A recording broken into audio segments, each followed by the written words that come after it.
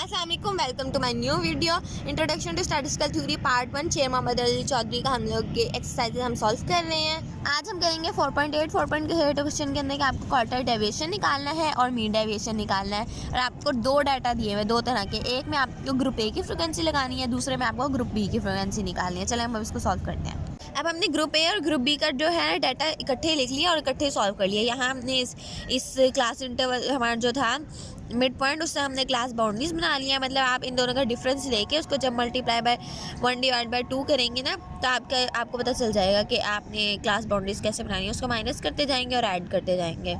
साथ हमने group A की जो फ्रीक्वेंसी थी वो लिखी थी और लिखी है, और इधर ग्रुप बी की, और साथ ही हमने इस फ्रीक्वेंसी से इसकी कॉमुलेटिव फ्रीक्वेंसी निकाली है और इस फ्रीक्वेंसी से इसकी कॉमुलेटिव। और ये एफ एक्स माइनस एक्स बार जो है ना, ये हम लोगों को चाहिए है मीन डेविएशन निकालने के लिए। ठीक है, चलें अब इसको फॉर्मूलाज में पुट करते हैं। और यहाँ जो है ये हमारा फ्रीक्वेंसी ग्रुप ए का टोटल है, ये फ्रीक्वेंसी ग्रुप बी का। ठीक है, और ये F absolutes x minus median का टोटल है। ठीक है, हमने ये मीडियन से किया, हम लोगों ने ये मीन से नहीं किया। सॉरी, मैंने आपको पीछे तो गलत बता दिया था।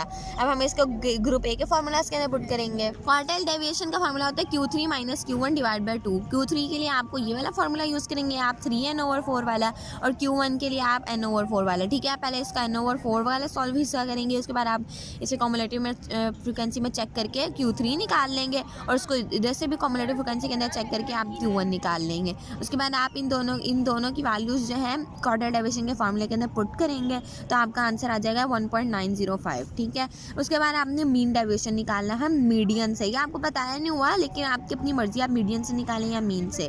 मीडियन से निकालने के लिए आपको मीडियन का फार्मूला लगाना पड़ेगा और उसको सॉल्व करना पड़ेगा। सॉल्व करेंगे, उसके बाद जो है आप इसके अंदर मीडियन के मीन डेविएशन के फार्मूले के अंदर उसकी वैल्यूज़ पुट करेंगे, उसके डिवाइड बाय टोटल फ्रीक्वेंसी से करेंगे, तो आपका मीन डेविएशन निकल आएगा। इसी तरह आपने साथ ही उन्होंने हमें कहा था आपने जो है कोफिशिएंट्स भी निकालने हैं। ठीक है, दोनों के, क्वार्टर डेविएशन के भी और मीन डेविएशन के भी। तो अब क्वार्टर डेविएशन का जो कोफिशिएंट होता है वो Q3 minus Q1 divide by Q3 plus Q1 और मल्टीप्लाई बाय 100 से निकलता है। इसके अंदर आप वैल्यूज़ पुट करेंगे तो आपका आंसर आ जाएगा 3.1345%। ठीक है, ये हमारा कोफिशिएंट ऑफ क्वार्टर डेविएशन आ गया। चलें अब कोफिशिएंट ऑफ मीन डेविएशन निकालते हैं। कोफिशिएंट ऑफ मीन डेविएशन का जो है फॉर्मूला होता है mean deviation divide by median multiply by 100। ठीक है, इसके अंदर वैल्यूज पुट करेंगे, उसके बाद आपका आंसर आ जाएगा 2.366%। अब इसी तरीके से आप ग्रुप बी का डाटा लेके उसका सारा सॉल्व करेंगे। ये हमने निकाल लिया Q1, साथ ही हमने निकाल लिया है Q3, और उसके बाद हमने इसके फार्मूलाज को, इसकी वैल्यूज़ को पुट कर दिया क्वार्टर डेविएशन के अंदर। फिर हमने निकाल लिया कोफिशिएंट ऑफ क्वार्टर डेविएशन। उसके बाद हम लोगों ने कोफिशिएंट ऑफ क्वार्टर डेविएशन निकालने के बाद हमने मीडियन निकाला। ठीक है, मीडियन निकालने के बाद हमने इसका मीन डेविएशन निकाला इस मीडियन के ज़रिए। ठीक है, और उसके बाद हमने कोफिशिएंट ऑफ मीन डेविएशन निकाल लिया। ठीक है, अब कोफिशिएंट ऑफ मीन डेविएशन से हमारा आंसर निकलेगा, कोफिशिएंट ऑफ मीन डेविएशन का 13.0808%। यह हमारा क्वेश्चन हो गया ख़त्म। चले हम 4.9 करते हैं। 4.9 क्वेश्चन के अंदर आपका जो बी पार्ट है उधर आपको दिया हुआ है फॉर पॉपुलेशन। आपको पॉपुलेशन दी हुई है, आपने जो है सिग्मा स्केयर मतलब वेरिएंस और सिग्मा मतलब स्टैंडर्ड डेविएशन, आपने इन दोनों को कैलकुलेट करना है। चले हम इसको सॉल्व करते हैं।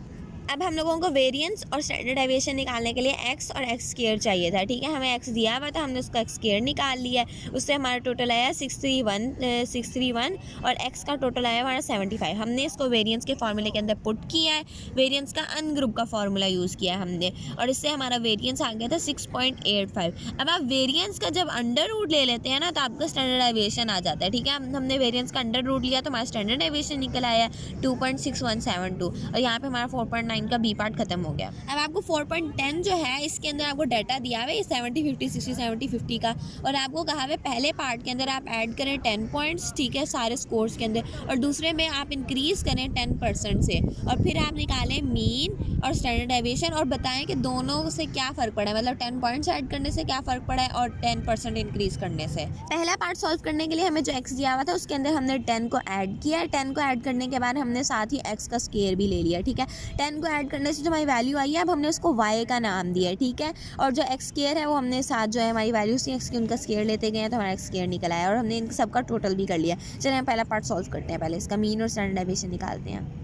पहले आप मीन और स्टैंडर्ड डेविएशन x से निकालेंगे, ठीक है। x से निकालने के लिए सिग्मा x ओवर n का फॉर्मूला यूज़ होगा क्योंकि अनग्रुप है, ठीक है। इस बार आपका मीन जो है 60 आ जाएगा। स्टैंडर्ड डेविएशन निकालने के लिए आप ये वाला फॉर्मूला यूज़ करेंगे, तो आपका जो स्टैंडर्ड डेविएशन है वो 8.944 आ जाएगा, ठीक है। उसके बाद जो अब 10 पॉइंट्स ऐड करने से आपका y आया था ना, आपने उसका जो है उसका मीन निकालना है। उसका मीन निकालने के लिए आप सिग्मा y ओवर n का फॉर्मूला यूज़ करेंगे, तो आपका मीन जो है 70 आ जाएगा। और स्टैंडर्ड डेविएशन जो है उसको फार्मूला अप्लाई करने से y वाला 8.944 आ जाएगा, ठीक है। इसके बाद हम दूसरा पार्ट सॉल्व करते हैं जिसमें हमने 10% इंक्रीज़ करना है। अब 10% इंक्रीज़ करने के लिए हम 10% is equal to 100 plus 10 divide by 100 करेंगे, तो हमारा 1.1 आ जाएगा, ठीक है। अब आपने जो है आपने y is equal to 1.1 multiply by x करना है, ठीक है। चलें अब हम इसको करते हैं। अब जो आपका दूसरा y है ना वो इस तरह निकलेगा, आप 1.1 को मल्टीप्लाई करेंगे x से, मतलब जो आपका x था 70-50 वाला है, इसको आप मल्टीप्लाई करते जाएंगे 1.1 से, तो आपका नया y आ जाएगा, ठीक है। ठीक है, फिर आप उस नए y का स्क्वायर लेंगे और उसके बाद फिर आप इनका टोटल लेंगे, फिर उसके बाद आप इससे निकालेंगे अपना जो है ना नया डाटा।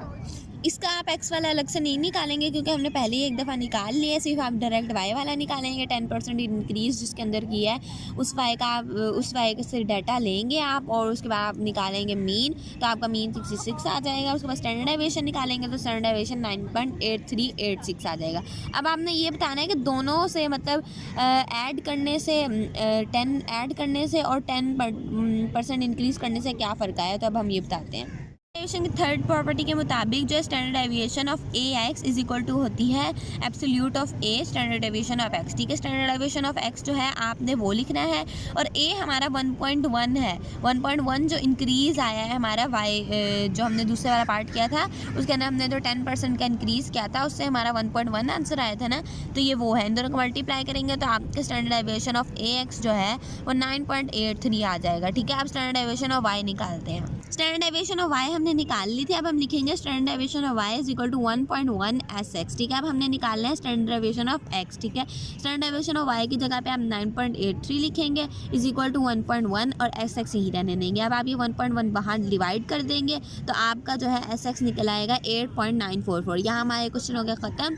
इंशाल्लाह नेक्स्ट वीडियो में मिलते हैं, तब तक के लिए अल्लाह हाफ़िज़।